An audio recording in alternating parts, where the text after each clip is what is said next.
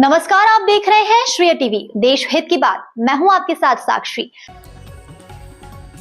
रीवा में power gas गोदाम बना खतरा, 3000 छात्रों की जान जोखिम में, सड़क जाम और सिलेंडर गिरने का खतरा। रीवा शहर में एक बड़ा सवाल खड़ा हो गया है, जहां पावर इंडियन गैस गोदाम के कारण स्कूल और कॉलेज के हजारों छात्रों की सुरक्षा खतरे में पड़ती दिख रही है।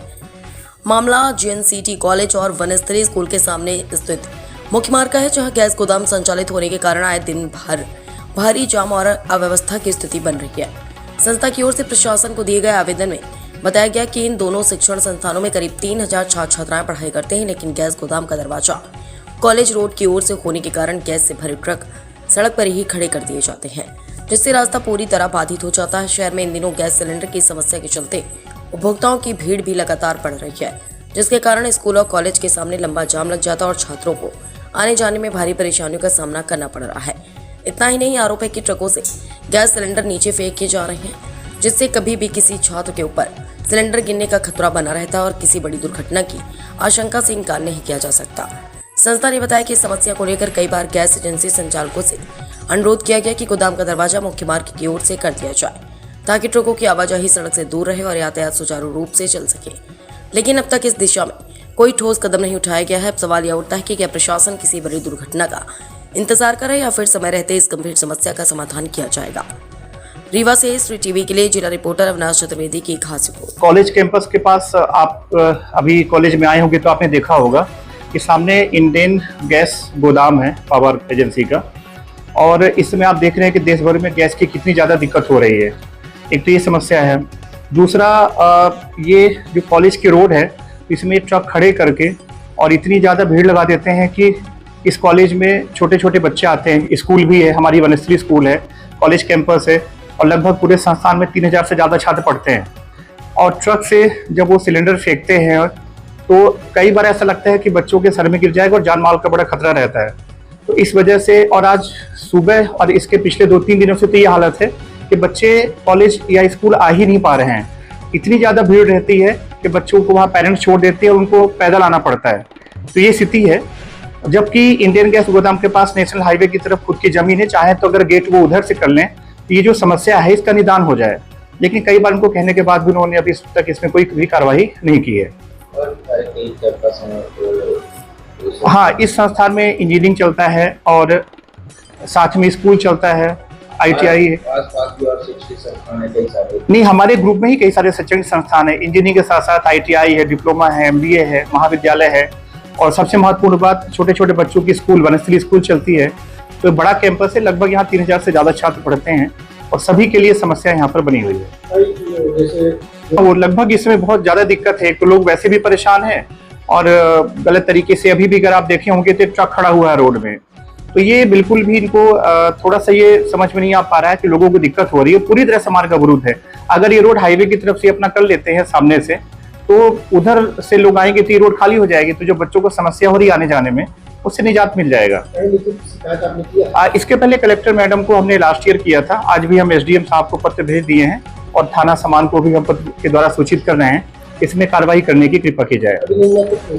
अभी कोई निर्णय नहीं हुआ है, और हमारा जो कॉलेज प्रबंधन है इस बात को बड़ा संज्ञान में लेते हुए हम प्रयास कर रहे हैं कि जो बच्चों को असुविधा हो रही है और उनको चोट लगने का खतरा रहता है, तो उसमें कोई न कोई कार्रवाई हो, ऐसा हम प्रयास कर रहे हैं। जी, मेरा नाम डॉक्टर मिहिर कुमार पांडे है, मैं प्रिंसिपल हूँ JNCT इंजीनियरिंग कॉलेज। सर, ये परीक्षा का समय चल रहा है, बच्चे आते हैं, स्कूल आते हैं, छोटे छोटे बच्चे हैं, कुछ ऑटो से आ रहे हैं, कुछ अपने निजी वाहन से आते हैं। सर, ओवरब्रिज के बाद जो स्कूल का रास्ता है वहाँ पे ट्रक खड़े रहते हैं सिलेंडर के। लोकल भी वहाँ की जो पब्लिक है वो कार और मोटरसाइकिल लगा के रखती है, बड़े वाहन नहीं निकल पाते। यहाँ तक कि सर पैदल निकलना भी काफ़ी मुश्किल होता है, बच्चे समय से नहीं पहुँच पाते हैं। हम बच्चों को प्रॉपर स्कूल के गेट तक नहीं छोड़ पा रहे हैं। तो इस तरह से बच्चों का भी है, और गैस सिलेंडर जैसी ऐसी चीज़ें हैं जिस तरह से भीड़ है, लोग घंटों से दोपहर में खड़े हैं, बगल में स्कूल है, तो एक बड़ी घटना भी हो सकती है। तो इस पर ध्यान देना चाहिए, इसकी ऐसी व्यवस्था बनानी चाहिए कि भीड़ कम से कम हो, ताकि स्कूल से छोटे छोटे जो बच्चे आ रहे हैं या अलग भी वहाँ पे जो आवासीय क्षेत्र है, तो लोगों को किसी भी तरह से परेशानी ना हो। मेरा नाम सुनील द्विवेदी है और हमारी बच्ची यहीं स्कूल में पढ़ती है। स्कूल है रतहरा में, रिंग रोड से मतलब ब्रिज के पास, JN सिटी कैंपस में। तो इस समय बच्चों का एग्ज़ाम चल रहा है, तो सुबह जब लेके आओ बच्चों को या लेके जाते समय इतना ट्रैफिक रहता है, तमाम रोड पूरा ब्रिज तक जाम रहता है, लोग उल्टी सीधी गाड़ियां लगा के सिलेंडर पूरे रोड में भी फैलाए रहते हैं। जो व्यवस्था सिलेंडर बंटवाने में करते हैं जो पवार गैस एजेंसी वाले हैं, उनकी व्यवस्थाएं सही नहीं हैं, लोगों को बहुत परेशानी होती है और मतलब बच्चों का पेपर लेट हो जाता है। आज तो सुबह इतना जाम था कि आधा घंटा लेट बच्चे गए पेपर में, तमाम लड़ाई झगड़ा होता है, पुलिस भी नहीं रहती है व्यवस्था में। ये सारी चीज़ें दिक्कतें हैं, तो इसको सुधार किया जाए। मतलब बेफालतू पब्लिक भीड़ लगा के रखती है, अनायास लोग एक दूसरे से लड़ाई झगड़ा करने के लिए तैयार हो जाते हैं।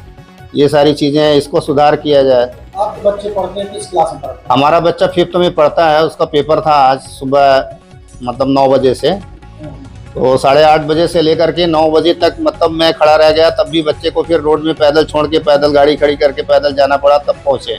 प्रशासन से क्या मांग करते हैं? प्रशासन से मांग ये है कि व्यवस्था सुचारू रूप से चलाएं, ऐसी व्यवस्था हो कि 2-4 पुलिस वाले सुबह जब मतलब रोड छोड़ दे और जब स्कूल का टाइम होता है उस पीरियड में विशेष व्यवस्थाएं रहें कि आने जाने का सुचारू रूप से ढंग से आना जाना हो सके। जो गाड़ियां लगती हैं पार्किंग में वो अंदर लगवाई जाए या रोड छोड़ के 2 लाइन छोड़ के आवागमन छोड़ के और लगाई जा सके। ये सारी व्यवस्थाएं होनी चाहिए। किसकी लापरवाही मानते हैं? ये प्रशासन की लापरवाही है, प्लस जो वितरक एजेंसी वाले हैं उनकी लापरवाही है। उनका भी सहयोग करना चाहिए प्रशासन का, और प्रशासन का उनका सहयोग करना चाहिए। दोनों आपस में सामंजस्य के साथ करें तो हो सकता है, ऐसा संभव है कि काम हो सकता है सुचारू रूप से। RPS गहरवार, राजेश प्रताप सिंह गहरवार।